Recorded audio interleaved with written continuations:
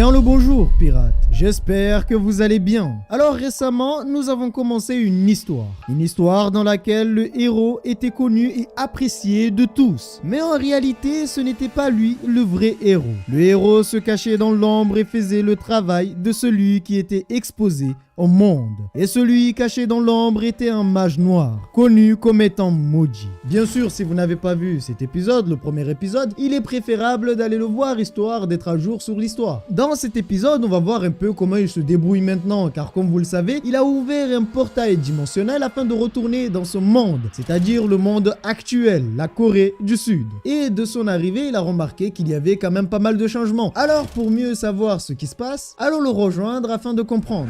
Il se trouvait dans une zone qui était censée être interdite au public. Mais cette même zone se trouvait devant chez lui. Cela fait 2 ans qu'il avait disparu. Et à peine revenu, il a déjà des problèmes. Un soldat lui avait demandé de s'enfuir. Et lorsqu'il s'était retourné, un monstre se trouvait juste devant lui, ce qui l'a agacé. Pourquoi un chien stupide voudrait l'attaquer? Mais lorsqu'il a voulu utiliser ses pouvoirs démoniaques, il s'est produit quelque chose. La sainte lui avait dit qu'il ne pouvait pas quitter ce monde avec ses pouvoirs, mais il a préféré les garder. Normalement, elle aurait dû enlever ses pouvoirs avant qu'il n'arrive dans ce monde. Mais même si ses pouvoirs démoniaques ne fonctionnent pas pour le moment, il a tout de même gardé sa force surhumaine. Il lui a permis de neutraliser le chien en une fraction de seconde. Ce qui a surpris les soldats. Comment cela est possible? Il vient de lui briser le crâne à main nue. Mais ce n'est pas fini. Il traite le chien de FDP et le massacre devant les soldats, ce qui a eu pour effet de les surprendre et les choquer. Les soldats se rendent compte qu'en réalité, c'est lui, le monstre. Le chien pensait qu'il était comme tous les autres humains, un perdant. Et il est plutôt en colère puisqu'on dirait bien qu'il ne peut pas utiliser son énergie démoniaque. Mais même s'il perd ses pouvoirs et devient plus faible, il n'est pas à un niveau où un simple monstre pourrait le battre. Lorsqu'il était dans l'autre monde, il a subi un entraînement assez dur, ce qui l'a renforcé et rendu plus fort. Mais la seule chose qu'il ne comprend pas dans toute cette histoire, c'est comment ce monstre est apparu dans ce monde. Assez réfléchi, alors il se redresse et se retourne vers les soldats bien armés. Mais ces derniers ont peur de lui. Il n'avait jamais vu quelqu'un pouvant faire ce qu'il venait de faire auparavant. Quelque temps plus tard, les soldats ont pris la décision de le prendre avec eux. Ils ne savent pas pourquoi il s'est rendu dans ce secteur. Et il lui dit que juste pour ça, il pourrait aller en prison. Mais vu que leur commandant leur a demandé de ne pas aggraver la situation, ils vont le laisser partir. Le soldat lui demande comment c'est possible qu'il ne sache pas ce qui se passe en ce moment. Il lui dit qu'en réalité, il vivait à l'étranger. Mais il comprend que ce n'est pas la même Corée que lui il connaissait avant. Le phénomène des donjons est apparu quand il avait environ 7 ans. Les monstres des donjons ont commencé à apparaître dans la vraie vie. Et ils devenaient de plus en plus nombreux et puissants. Il se rappelle que les soldats les combattaient comme en ce moment. Mais à ce moment, avec l'apparition des donjons, des surhumains ont vu le jour. On les appelle les éveillés. Ils sont apparus avec des capacités qui dépassent le niveau des humains moyens. Et grâce à ces surhumains et le soutien militaire, un groupe appelé le corps des chasseurs est né. Ainsi, ils ont quasiment battu tous les monstres qui arrivaient dans ce monde. Avant d'être convoqués par la Sainte, la Corée ne courait aucun danger dans les zones civiles. Mais il vient d'y penser. Est-ce que maintenant, sorti de cette zone, il va pouvoir jouer à son jeu préféré? Le soldat ne croit pas vraiment son histoire d'étranger, car ce phénomène se produit un peu partout dans le monde. Alors comment c'est possible qu'il ne soit pas au courant? Le problème, c'est qu'il vient d'un autre monde, mais il ne peut pas lui dire qu'il a traversé un portail dimensionnel pour arriver dans ce monde. Il demande si les personnes ont été évacuées en toute sécurité, comme par exemple les développeurs de jeux. Sont-ils toujours vivants? Est-ce que c'est possible d'avoir un emploi de nos jours, comme par exemple dans les sociétés de jeux? Et qu'en est-il des stockages de serveurs? Ouais, le monde part en vrille et lui, la seule chose qui l'intéresse, c'est les sociétés de jeux. Comment ça fonctionne? Et surtout, est-ce que c'est toujours possible de pouvoir jouer au jeu? À chacun ses priorités. Alors le soldat lui dit qu'il va lui raconter ce qu'il sait. Il lui lui fait savoir que la situation est devenue critique à cause des phénomènes étranges qui ont commencé à se propager dans les donjons il y a des années. Un jour, les donjons ont commencé à apparaître beaucoup plus fréquemment et ont commencé à grossir.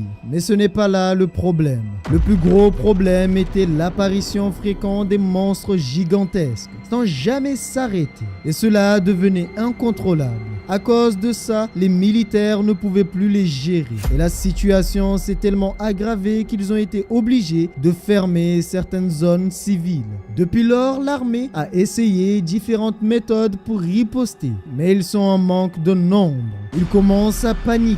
Si tout est parti en vrille, ça veut dire que les sociétés de jeux ont été fermées. Il veut savoir si les jeux vont bien. Comment il va vivre maintenant? C'est quoi ce bordel? L'homme lui demanda ensuite quel âge a-t-il maintenant. Il lui dit qu'il a 21 ans. Il lui fait savoir qu'à cet âge-là, il pourrait s'enrôler dans l'armée, car les jeunes commencent à être rares. Avant, c'était 5 ans pour les chasseurs et 3 ans pour les troupes régulières.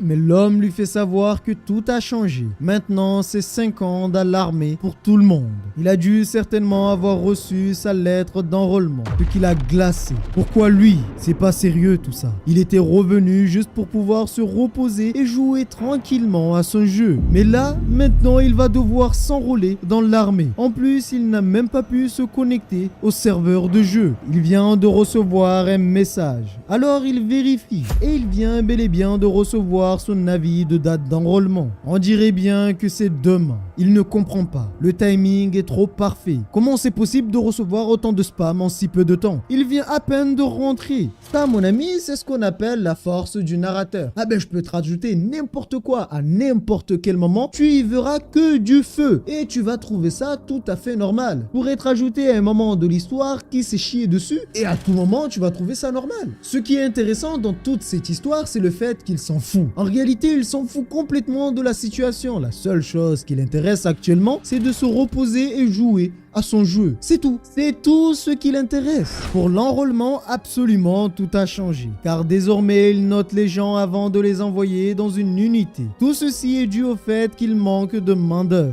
Lorsque ses parents sont morts, il n'a rien fait d'autre à part jouer à son jeu préféré. Il n'avait pas d'amis. Son seul ami était la salle de jeu où il pouvait aller et jouer tranquillement à son jeu. Et enfin, de retour, il peut enfin profiter de ces salles qui sont toujours ouvertes. Alors, il prend le temps de remercier les personnes qui ont réussi à garder les salles de jeu intactes. Mais le truc, c'est que à peine arrivé, il mange beaucoup, à tel point que la femme qui lui sert commence à craquer. Il se concentre enfin et voit que l'enrôlement est bien réel. Après avoir profité des jeux, il a pu checker les informations. Et on dirait bien que tout ce que le soldat lui a raconté était bel et bien vrai, y compris la date d'enrôlement qu'il avait reçue. Et comme le texto l'avait dit, c'est bien demain. S'il possédait tous ses pouvoirs de l'ancien monde, il aurait pu vider tous ses donjons à lui seul sans problème. Mais on dirait bien que pour une raison X, lorsqu'il a voulu utiliser ses pouvoirs, son corps n'avait aucune énergie. Actuellement, il est dépourvu de son énergie démoniaque qui est la source principale de sa magie noire. Cela ne veut pas dire qu'il est forcément sans défense, car juste avec sa force physique, il pense pouvoir nettoyer tous ses donjons. Alors il réfléchit, comment va-t-il pouvoir procéder?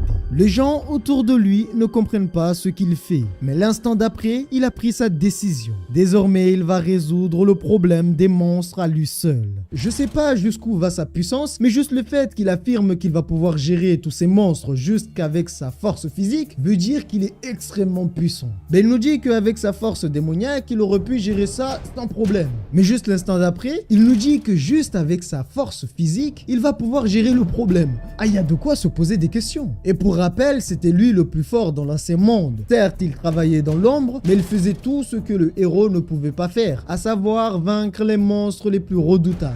Comme prévu, il a pris la décision de se présenter à son enrôlement. Et arrivé sur place, il s'est tout d'abord bien équipé de la chose la plus importante, ramener un stock de brochettes. Pour lui, c'est très important. Et il remarque qu'il y a beaucoup de monde. Mais dans tous ces gens, il ne voit que des personnes qui pleurent. On dirait bien que tout le monde est dépressif selon lui. Le haut-parleur est activé, demandant aux soldats de se présenter à l'auditorium. Alors tous se dirigent vers l'entrée.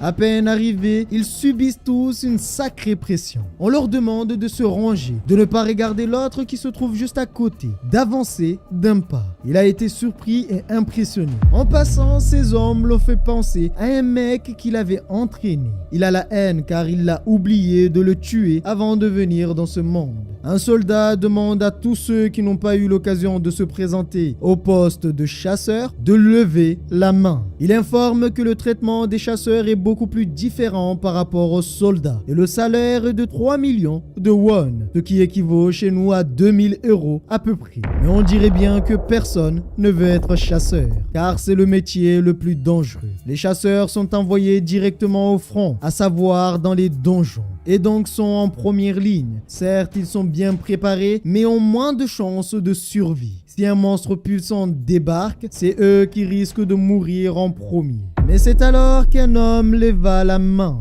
Mais les gens ne comprennent pas pourquoi. Pourquoi lève-t-il la main? Alors le militaire lui demanda d'avancer. Mais il ne fait pas les choses comme tout le monde. Il bondit et rien qu'avec sa force, il réussit à se propulser à plusieurs mètres et réussit à traverser toute la salle et s'est présenté devant lui. Il leur dit qu'il se nomme Kim Min-jun et il est volontaire pour faire partie du groupe des chasseurs. Voilà pirates, c'est la fin de cette petite histoire. Je vous avoue quand même que je viens de tourner 2 vidéos. Alors ma voix est vraiment morte. Vous m'excuserez si ma voix elle est KO dans cette vidéo. Et en plus de ça, j'ai le fils de mon frère qui a pris mon téléphone et qui est en train de regarder des conneries. Donc s'il y a des bruits ou des voix dans cette vidéo, vous m'excuserez pirates. Cette histoire, je la trouve juste incroyable. Alors ne vous inquiétez pas, la suite arrive prochainement. En espérant que la vidéo vous a plu, n'hésitez pas à donner votre avis, votre ressenti en commentaire. Prenez soin de vous pirates et n'oubliez pas que nous sommes des pirates et rien ne peut nous arrêter. Même le plus puissant des mages noirs.